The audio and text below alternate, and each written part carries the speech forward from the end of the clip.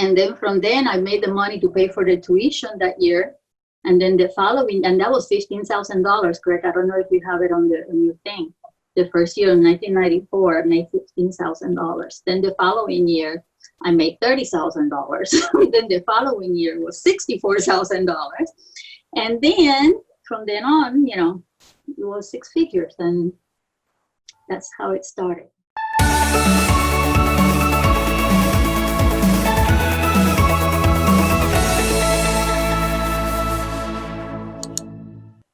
All right, what's going on, BE3 world? Welcome back to Happy Agent Podcast. We're going to have a lot of fun with this one today. We're going to have an unbelievable experience. We have myself and my brother, Mr. Beggins right here. Hi, everybody. With his fancy background there, the Century 21 one there. And then we are honored to have Aixa Moore with us. And it truly is an honor because Aixa goes back quite a while. And I think, Craig, I'm going to have you do the intro on Aixa, then we'll turn it over to kind of hear the story from Aixa before she started, kind of what the ideas were, why she started. And it's an unbelievable journey to see how unbelievable professional, productive, and just amazing she's really grown this career into. So, Craig, let's do an intro and Aixa from you. You know, I was thinking about this. So Beggins Enterprises started as one office in Apollo Beach in June of 1992. And Aixa joined the company in June of 1994. So she's been with us through this entire journey. And I just did the math backwards. So I was 26 years old and the broker of this real estate company, right? One little office in Apollo Beach in 1994. And I remember Aixa coming in, and you were an accountant. You were working in accounting. Yes and no. I wasn't really working when I came to see you. I think I remember that you wanted, I asked you what your goal was, which is still what I asked every agent we hire, and you wanted to make enough money to buy your daughter a car. Did I remember that right? That was later on. I don't think you know the whole story. You remember, remind me. So it's 1994, you're not working, you get a real estate license, you come across this young broker. Mm-hmm. Well, what happened was we were living in North Carolina, and I got my real estate license in North Carolina, mainly for our own benefit, you know, to buy our own houses and stuff like that. And then I got the license here in Florida. I had a neighbor that we were just talking. There was a group of neighbors, you know, and we were just talking. And back then, it was only 5 houses on the street, you know, there was hardly anybody. And this neighbor, he said, "Oh, I would like to sell the house and move to St. Petersburg." And so he another one of the neighbors said, "Well, I have a friend that is a broker and will be happy to list the house for you." And he said, "Well, I would like to have somebody that is local." And he was from the Brandon area. He said, "I would like to have somebody that is local and that I can trust." I said, "Well, I have my license. I'll be happy to help you." Back then, the only real estate that I had done was my own. I had never done anything for anybody else. So that's actually how I started. And I went and spoke with this other neighbor that had the friend that was a broker. And I asked him, "Hey, can I join and hang the license with you, and you can help me do this?" Because I had never done it before. So we did, and we listed the house. And then Chris Martin sold the house. And we had a really nice transaction, went very smoothly. We became good friends. And she said, "You need to come and work with us." And I said, "No, I'm not ready to work yet. I've been homeschooling my kids all alone. I haven't worked for a long time." And the kids happened to meet somebody, that other kids from the neighborhood, and they went to Apollo Beach Elementary, and they wanted to go to the school and ride on the bus. So I let them, go to school, and I followed them.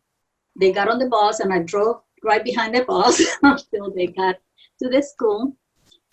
And then they had to go to Progress Village for 6th grade. And I didn't want them to go in the bus all the way to Progress Village.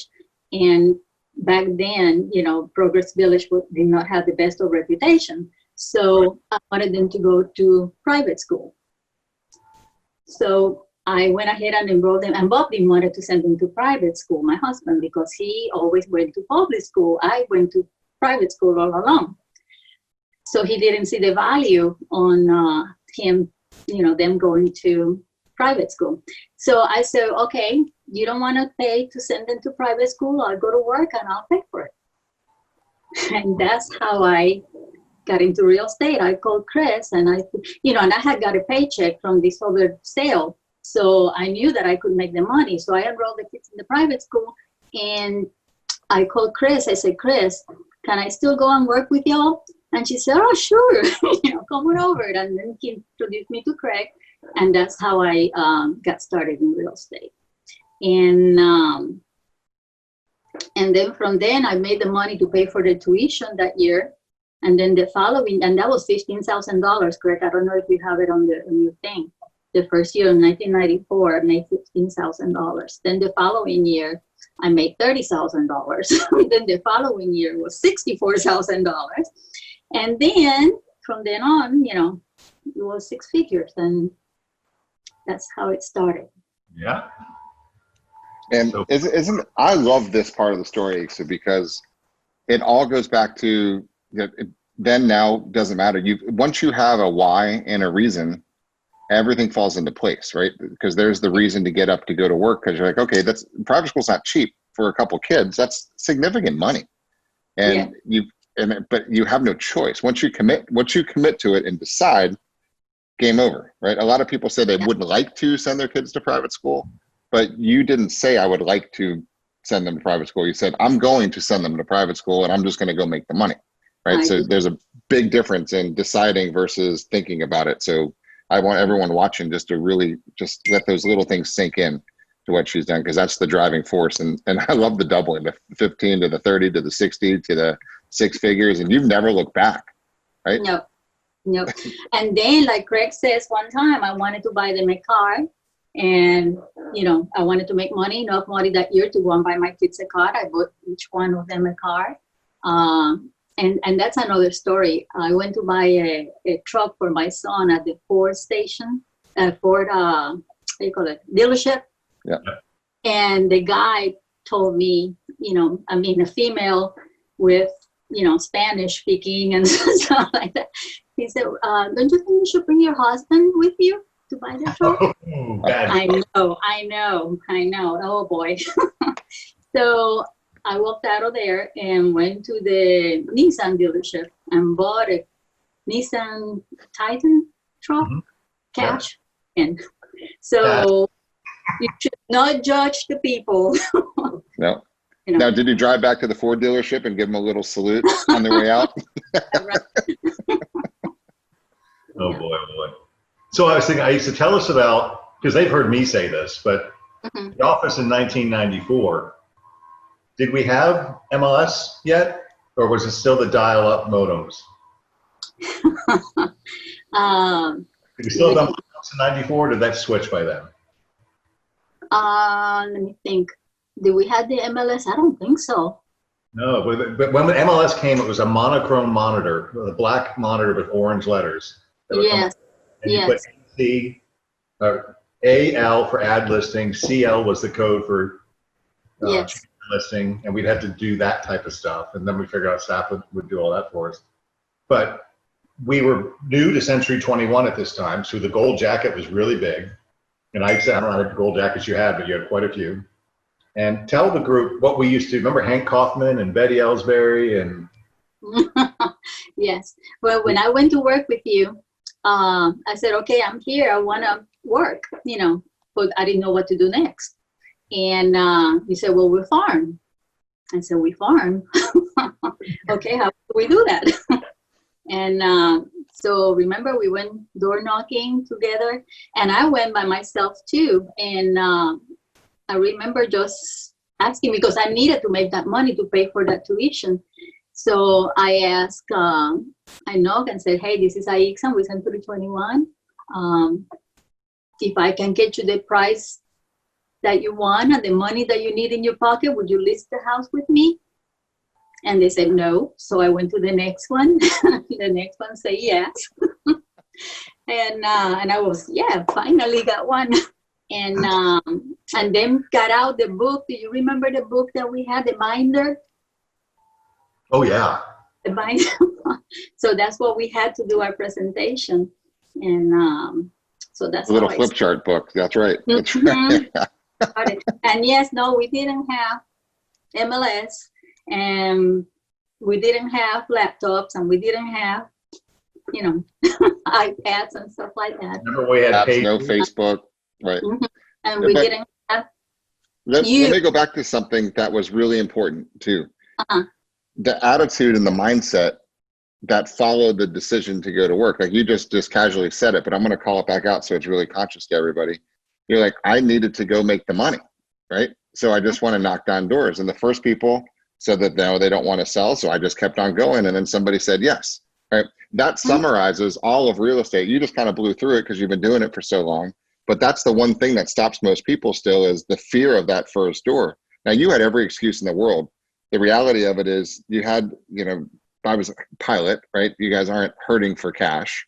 It's what you could have not done this. You had every excuse like, oh, okay, you know, my language, what all the excuses that could have held you back, you didn't allow them to hold you back because you're committed to going to pay for it. So guys watching, pay attention, because once that drive is there, the rest falls into place. And she didn't stop at a door. It wasn't the next door. It was probably 50 doors later. Somebody said yes. But she knew that the why to send the kids to that great school made her feel good. And that emotional charge was the reason to push through. So, and I'll tell you what, you never stopped. No. Well, I didn't know any better. I mean, Craig said we have to farm. I went and farmed. And Craig was a great example. I mean, we went together, we knocked on doors, and, you know. And did you notice the script just still flies off of the tip of her tongue? Right? It's great.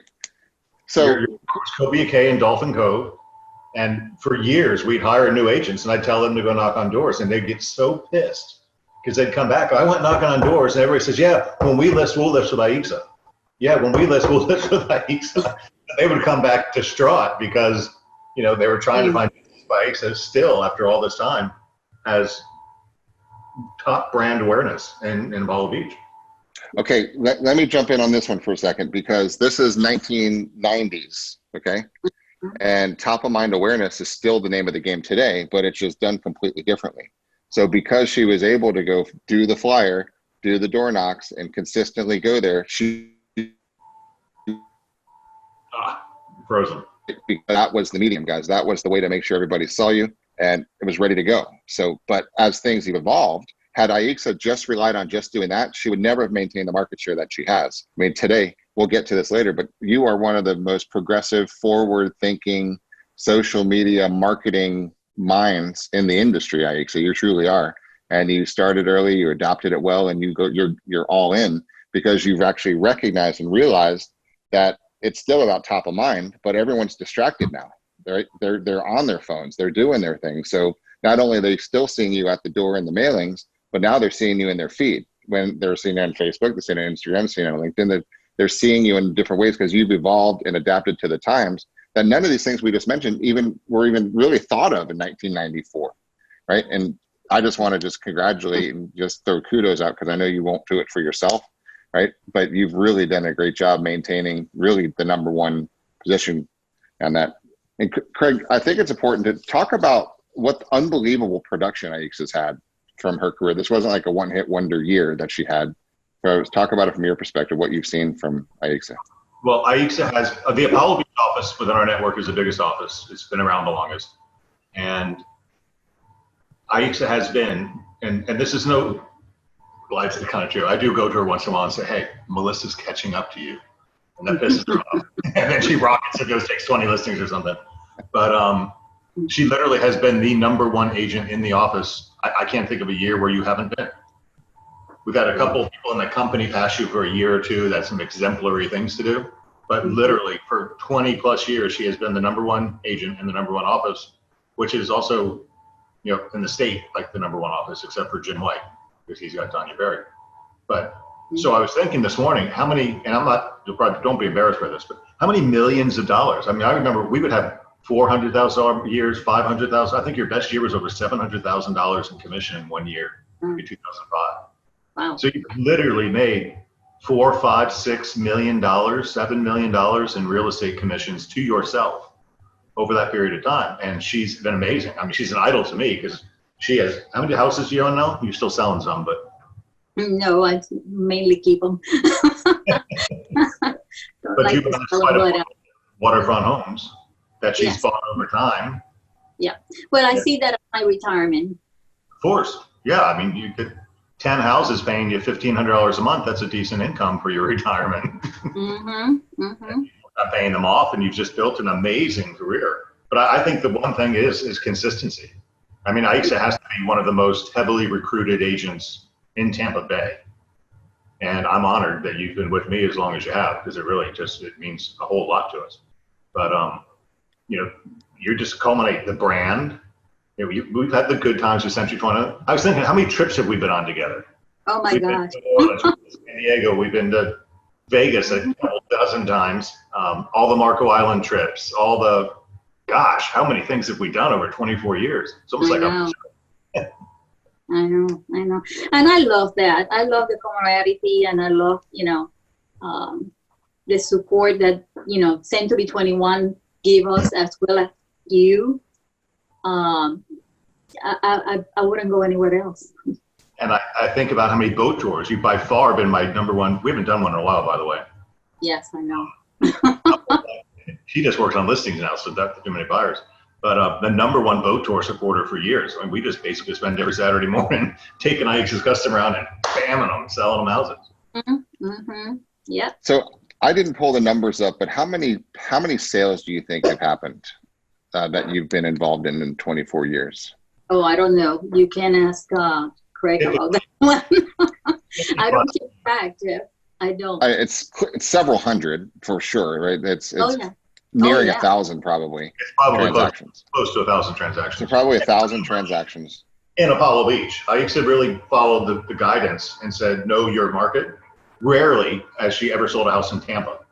Mm-hmm. Maybe a couple in Ruskin here and there, but for the most part, she has been zeroed in. I am an Apollo Beach real estate agent, and that's, I would say, easy 85% of your business is all Apollo Beach. Yes. Yes. And look how easy that makes life, guys, that are watching now. This is an interesting time, because back when we're talking about when Aixa started, there weren't really a whole lot of ways to get business. Right? You knock on doors, you go FSBOs, you go expireds. That's pretty much it. That was the name of the game. Now the attention is so fragmented and scattered, it's very difficult to do. But you've got 1,000 people, and your testimonials are unbelievably off the charts because you do an amazing job with your clients and they love you and they refer business to you. So what I wanted to talk about for a second, let you talk about, what are some of the things that you've done to stay top of mind with your, let's call it 1,000 past clients, right, over years? Like, how do you stay top of mind? Because they get whispered to all the time. There's other people in their feeds. They're getting postcards. They're getting letters. And I know a big chunk of your business now is repeat and referral, and, you know, use Aixa. She's amazing. So what are you doing? How do you stay top of mind? I have a past clients list, and we send them something for Christmas, and you know, we send newsletters, and we, you know, just try to stay in touch with them, mainly, to be honest, through mail, and once in a while. I mean, that's what I like about this business too, that some of my clients have become my friends. And a lot of them, I just call them and just, you know, stay in touch with them, and, you know, go out to eat with them or stuff like that. And they refer me somebody else, and that's how it goes. I bet going to the grocery store is an event for you. Oh, yes. Because in one little town, you see probably. Yeah. That's exactly right. Yeah. Bob sometimes gets upset because I'm supposed to go in to get one thing, you know, a couple of things, and it's half an hour later, I'm still there. But you walked out with 3 listings, so he's probably okay with it. Here's the eggs, and here's $500,000. Yep. All right, so this is interesting too. So you've seen a ton of agents come, you've seen a ton of agents go. You've seen a good of amount of them make it, and a lot of them fail and burn out, right? And I know it wasn't something you're really paying attention to, but over these years, you must have noticed some things. What do you notice about the ones that make it? Persistence. You have to hang in there, and you have to be disciplined. I mean, nobody makes you get up in the morning and go to work. You have to have that self motivation and the discipline and being persistent in doing the things over and over that we know that works. Just like her opening statement, I knocked on the door, they said no, so I knocked on the next door. Yep. Mm-hmm. Yep. And I think still the underlying point of that was she knew why she wanted to knock on the door, because she had a tuition payment coming. Mm-hmm. And I really, really think, guys, that is the ultimate secret in this business is, we joke about all the time, this get the goal, get the why, make it strong enough, and then watch out. Because I really believe, and I think you probably see, things happen. Once you get committed to doing things, you go to take Craig's example. If you say, you know what, I really need to make an extra $50,000 this year because I need to do this, this, and this, and I'm going to do it. It's going to happen. That's the time when you actually run in for a quick, some paper towels, toilet paper, something from the grocery store, and the guy bumps into you while you're picking up things of eggs and says, hey, guess what, Aixa? My mom's moving down. Hey, Aixa, my buddy's selling his house. That's when the deals start to come to you. Once you make that decision that you actually want something to happen and you're committed to it, and you're talking with people, the deals will pile on top of you. And the universe will direct them to you. I'm sorry? The universe will direct them to you when you're clear on what you want. Yes. Put opportunities in front of you. Yeah, I think that you know that, but my kids have been my motivation for working. Mm-hmm. I work for them, bought them cars and send them to college. Yes. Take them on vacations. And it's so funny. You ask my granddaughter now, why does her Gigi goes to work? And she said to buy me presents. So that's why I work to buy them presents. That's what I wanted to talk about for a second here, because as the Happy Agent podcast is the title of this thing, one thing that I've noticed about you forever is the presence and the energy that you have about you. No matter what's going on, there's a smile, right? You're positive. You've got a good attitude. You've got great energy about you, and it's never about the money. You never hear Aixa talking about money. Mm-hmm. She has her private goals, and of course, she talks with Craig about it. But there's produced. It's tightly obtained. It's very nicely allocated. No one even knows all the things that you've been able to do with all the money that you've amassed. But it's not about that. So now, what is the drive? So I know you got the grandkids, but what keeps you going?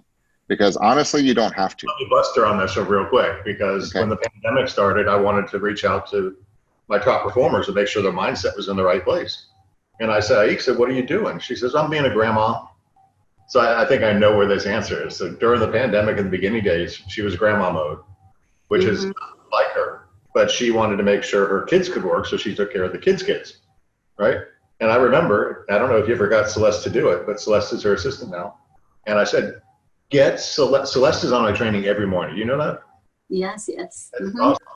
Mm-hmm. And that's what I want to comment on you, because you engage in everything we do, right? If there's a convention, she's there. If there's a Marco Island event, she's there. If there's a top agent luncheon, she's there. And that's just amazing support. But so pandemic was, I said, listen, Aixa, you're missing the golden opportunity. You got to be in touch with these people. So we came up with a little script and got Celeste to call her past clients, say, hey, Aixa asked me to call and check on you, make sure you're okay. And by the way, if you need any real estate help, she's here for you. Mm-hmm. And it wasn't shortly, but after that, you started getting business again. So I don't know if there's a relation there or not. But I said, right? I make no money unless she does something. So I can't have her being grandma. I need her to get out there and work. Oh, I need to buy presents. We'll have a talk with Olivia next. We got to get her in front of a computer clicking on all the things she's going to want to see, right? What do you like most about the business? Just in general. I like dealing with people. And I always, I like Susan Orman's saying, people first and the money will follow. So you take care of the people, you'll have the money right behind. So that's the most consistent theme of every podcast we've done. The people come first, the money comes second. And I never had commission breath, right? It's just not an issue. She will give her commission away just to make the customer happy. Yeah, because if I made that customer happy, they're going to tell two other clients, two other people. And it rolls, it keeps on coming. I mean, if you're so money motivated and so money, and don't put the people first, I don't think that you'll succeed as much, as I have. I don't think, I don't know, I might be wrong, but I think you put the people first and everything else will fall into place. I think you're a perfect example of, we always say every customer is worth $130,000, right? To your point, take care of the customer, it's worth $130,000 bucks, right? Even if they bought a really cheap property and you only made $2,500, to your point, their friends, their cousins, their moms, their dads, their sisters, the lifetime value over 24 years of those people that you've sold, the friends and the neighbors and the cousins and the moms and the dads and the reloads and the divorces and the kids buying, all the stuff that's happening over there. That's the whole point of this business, guys, is forget about the cash. And Craig, you always say it all the time. One of our favorite quotes is what? If you take care of enough people. Oh, if you help other people get what they want, you'll have everything you want. That's true. That's the name of the game. So for those watching, really pay attention. It's the simple reason why. Take care of people, have the persistence, talk with them, and money will flow to a level that you need, right? And I think that's a point too. So you made the decision along the way. At some point you said, I'm making a lot of money, right? You're really not spending all of it. And then you said, I can either consciously and subconsciously, you said, okay, what am I going to do with the money that I'm making at this point in time? And then you switch gears into smartly thinking about retirement, because the ultimate goal in the early years, you're trading your hours for dollars, right? You were knocking on doors to make thousands of dollars, and you trade it out by, you make several $100s an hour per door, however it worked out. But in the early days of your career, you're trading hours for dollars. Then you started amassing dollars, and then you reinvested those dollars. So now your dollars are making you dollars.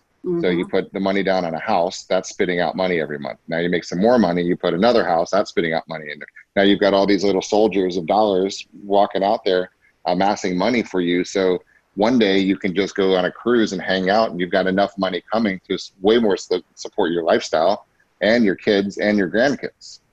All because you had the persistence to knock on that one door and not get pissed when they didn't say, I want to sell my house. You went to the next one, the next one, the next one, until it happened. So it's amazing. And well, I think we're finding the magic answer is hard work. That is correct. Sorry, guys. That is correct. I mean, I didn't know any difference. I mean, you told me you had to farm, you had to go and knock on doors, and that's what I did. Well, a little kudos to our dad. So that's what we did. I mean, yeah. I'm 22 years old, 24 years old, started this real estate company. I've got no experience in anything in life. And Dad came down, he was living in Canada, and we took the map. Remember those little maps we had with Apollo Beach? Yeah. We'd circle a section, and he'd say, go hire somebody to work this area, and then go hire somebody to work this area.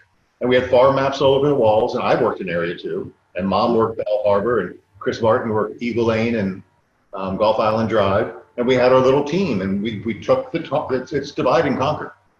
Aixa, you take the north side of the boulevard from Covia Cay to Dolphin Cove. And I worked Stable Key, Spindle Palm and Abaco and those. And then Mom worked Bal Harbor, and that's how we broke down. And just a little kudos to us. But my father-in-law owned the real estate company that was the biggest one in town. It's called Franderson Realty. Remember Joy Trimble? Oh, yes. Joy made $100,000 a year in real estate in 1992, slept in $100,000 waterfront homes. I mean, she was amazing. She was like my idol. And in 1 year with our divide and conquer strategy, we had more listings in Apollo Beach than Franderson Realty for 1 year. Right? And that's the same type of thing I'm trying to get Thomas to do. Is let's focus, and that's Jeff Klevich. We do this every day. Let's just focus on something. I think you having the knowledge, you have intimate knowledge still today of Covia K and Dolphinville. Mm-hmm. Nobody knows it better than you do. Nobody knows Symphony House better than me anywhere. That's right? correct. And that came from those early days. And don't you get pissed when somebody else gets a listing in your neighborhood? Yes. There's a little competition on which buttons to push. That's awesome. Yeah, but it also reminds me that it's my fault for not being there. Right. And that's a big thing too. Taking personal responsibility is what successful people do. Yeah. And I think I'll say this too, after 24 years and almost 1,000 transactions, how many times have you been in trouble? Thank God, we touch wood, not many. The board together, we've never had an ethics dispute. We've never had a FREC investigation or complaint. No, thank God. Don't jinx it. 50,000 transactions and never a lawsuit. That's big, right? That doesn't happen. So we've been blessed in very many ways. Yes, yes, we have. One of the things I want to touch about before. I'm sorry. That I'm so blessed, like Craig says, to have him, because every time that I come to some kind of problem or situation, I have him to go to and him to straighten things out and guide me. So that's invaluable. And I'll tell you what, the first thing that happens is I make sure she knows she did nothing wrong, because she takes it so personally. That I do. She made a mistake and it's her fault. And the first thing I always did with you is, no. There is no malintent anywhere in this transaction, I'm certain. So it's just the perception somebody has wrong, and then we usually just get involved and take care of it. Yeah, I take everything very personal and very, and I try to protect the clients and, look after them. And we've had to put a couple in their place once in a while. Yeah. Because sometimes you're not wrong and they are, and they need to be told. Yeah. It's not very many considering the transactions you've done. Yeah. It's got to. I'm going to echo there. I was seeing, it's got to be fun since '94 to see all the changes and growth that's happened just in the company. Now we're surrounded by several hundred people now, a bunch of different offices around. And it's got to be evolved. One of the things that I wanted to see from your perspective is, when did you and why did you decide to go so into social and the videos and stay on top of mind with the things that you're doing right now? Because you really are doing a great job keeping yourself out there on the Facebooks and the Instagrams and that stuff. Why did Well, I am kind of sort of like Craig. I really don't like it, but I know that I have to do it. And if I want to stay, relevant and keep up with the times, that's where things are. So, you have to go with the flow, I guess. Everybody do it. Now, I always try to do things a little bit a step above everybody else. Craig knows I don't like to follow too well. I like to lead. I like to do things different. I like to, I like to, be different, period. So I always try to look for something new to do. I mean, when nobody was doing drone photography, I said, oh, this is pretty cool. I'm going to do this. Craig, what do you think? And he gave me the blessing when nobody else was doing it. And same thing with the truck, what about the truck? I think this is moving van is known throughout South County. Who's the girl with her face on that truck? Yeah, so I always try to look for new things to do and be different. Well, she's also following your people. So her photographer is Don, and Don's very creative. So we took Don on the boat, and he shot drone footage, which he'll use as B-roll for all kinds of cool stuff. He's got little pictures of Aixa dancing in a hula skirt for a different listing over here and doing that. So there's constantly, I think he drives you toward the social stuff a little bit. Yes, he does. But also, comes out with great ideas. Yes. We've always been a very structured company as far as checklists for getting things done. And I mean, there's a lot of agents that do transactions like Aixa does, but they got an army of people behind them.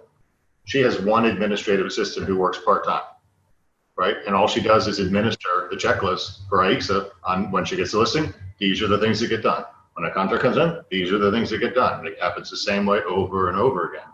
Because, you know, my saying's always been either you have an assistant or you are an assistant, or you're not delivering consistent business. So, I mean, I give her kudos for that too, because I have no question that every customer is getting treated the same way. And she just manages that process, but Celeste does the work. Yeah.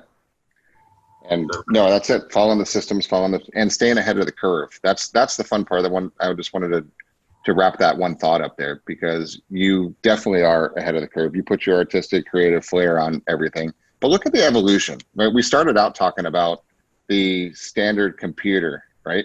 Before the MLS. And then we had that big revolution called the internet, right? Started to take over.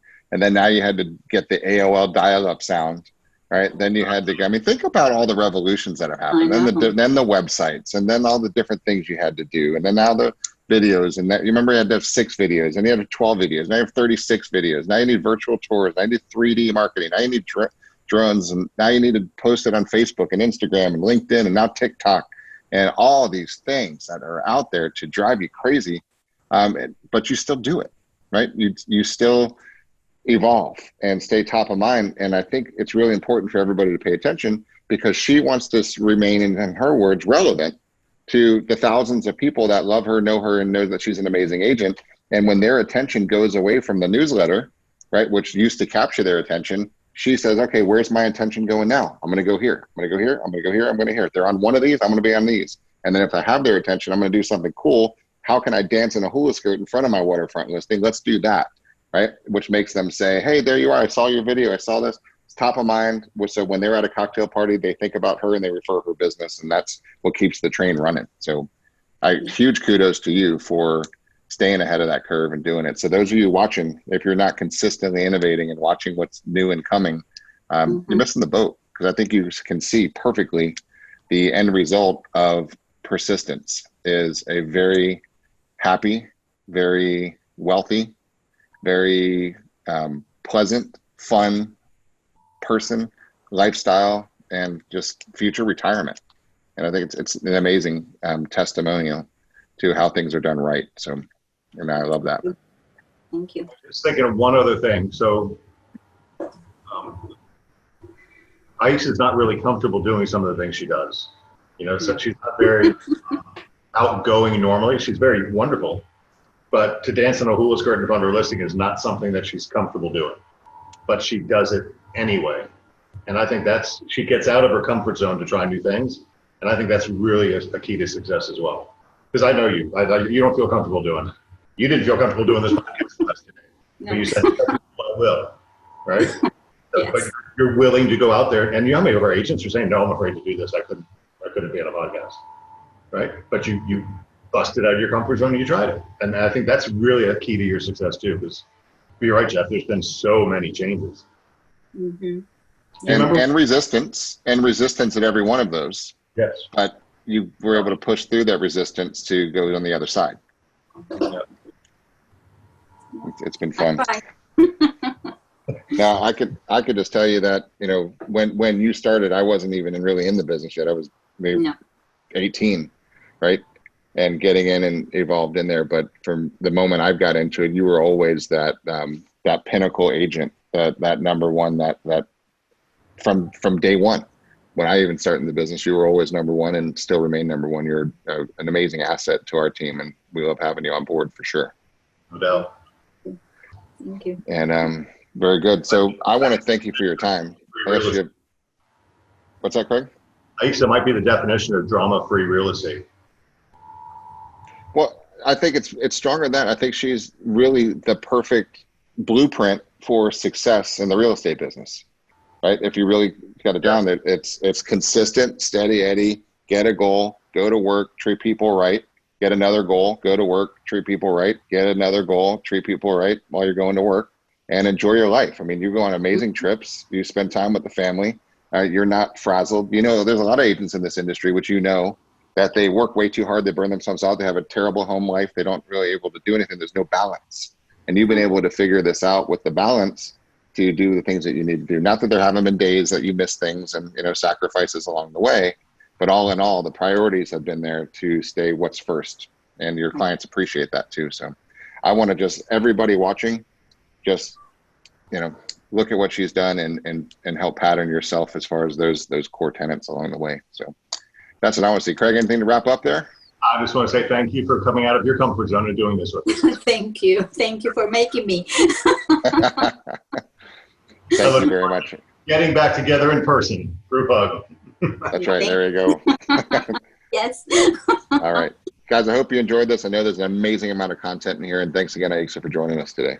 Let me say one more thing, if you don't mind. Yeah, I don't please. know for this, Craig, but at one point I got discouraged because, and I think everybody does. And I said, I don't know that I can do this. I don't know if I can keep on knocking on doors and people telling me no and stuff like that.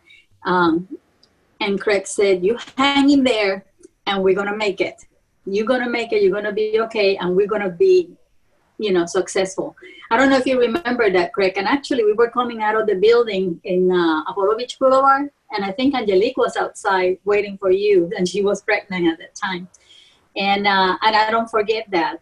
And that's why I'm here today, because you helped me get to where I am today. And I wouldn't have made it without you. So I just want you to know that, and that I appreciate that, and that, it's nice to know that if I need you, that I can call you and that you're there for me.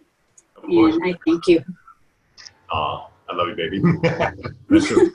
Awesome. Well, no, that was awesome. So enough said. That's the perfect wrap up for there. So Aixa, thank you for everything. And you got an amazing broker. I got an amazing brother. So yes, always good.